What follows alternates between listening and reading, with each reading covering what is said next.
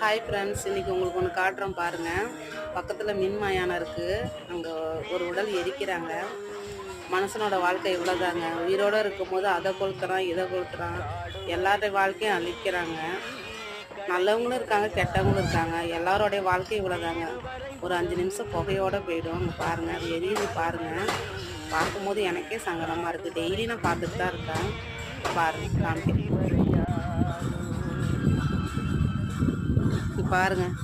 வெறும் புகையாகவே போயிடுது மனுஷனோட வாழ்க்கை. அவ்வளோதாங்க மனுஷனோட வாழ்க்கை.